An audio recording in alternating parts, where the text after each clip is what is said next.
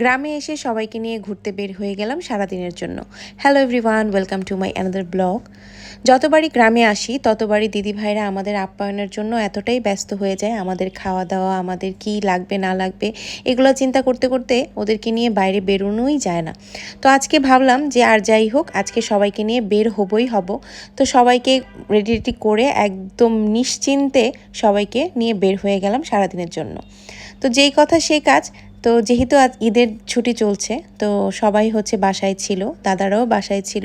এই যে আমার দুই ভাগ্নে, ওদেরকেও নিয়ে গিয়েছি। আর ওরা হচ্ছে দুইজন হচ্ছে মানিক জোর, দুইটা একসাথে থাকবেই। তো যাই হোক, আমরা হচ্ছে বের হয়ে গেলাম।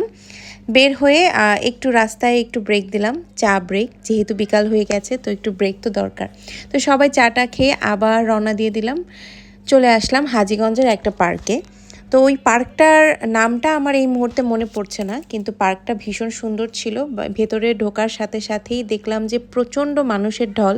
যেহেতু ঈদের ছুটি চলছে সেহেতু মানুষ হবে, এটাই তো স্বাভাবিক।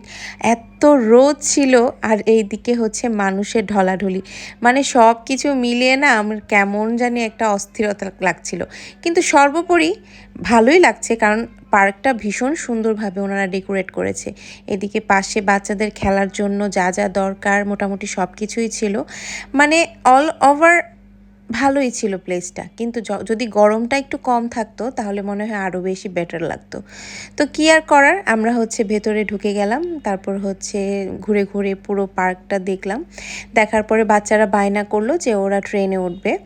তো টয় ট্রেনটা একদম মাঝখানেই ছিল, পুরো পার্কের মাঝখান দিয়ে টয় ট্রেনটা ঘুরছিল। জিনিসটা দেখতে খুব আকর্ষণীয় লাগছিল। তো সবাইকে নিয়ে আমাদের বড় দাদা উঠে গেল ট্রেনে। তো ওরা হচ্ছে ট্রেন রাইড করছে। আর বাচ্চারা তো নর্মালি প্লেয়িং জিনিসপত্র পেলে ওদের আর কিছুই লাগে না। তো আমি এদিকে ওদের ভিডিও করে নিচ্ছি। ওরা বেশ আনন্দ করে করে ঘুরে ঘুরে বেশ কয়েকটা চক্কর দিল ট্রেনে। তো ওরা হচ্ছে খুশি হয়ে গেল। আর এইদিকে হচ্ছে আমি, দিদি ভাইরা সবাই মিলে একটু রেস্ট নিচ্ছিলাম, ওদের জন্য ওয়েটও করছিলাম। বিকাল হয়ে এসেছে, মোটামুটি গরমটাও কমে এসেছে। এরপর হচ্ছে আমরা একটু রেস্ট নিচ্ছি বসে, যে কি করা যায় এখন। তো ভাবলাম যে যেহেতু ভেতরে চলে এসেছি একটু রেস্ট নেই, সবাই বসি এক জায়গায়।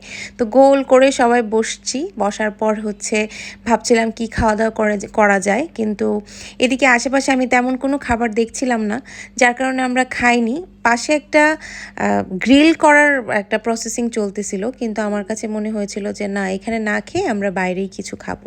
তো এদিকে আমরা বসে গল্প করছি, আর এদিকে বাচ্চারা হচ্ছে তাদের জগৎ নিয়ে ব্যস্ত, ওদের তো আনন্দের সীমানা নেই।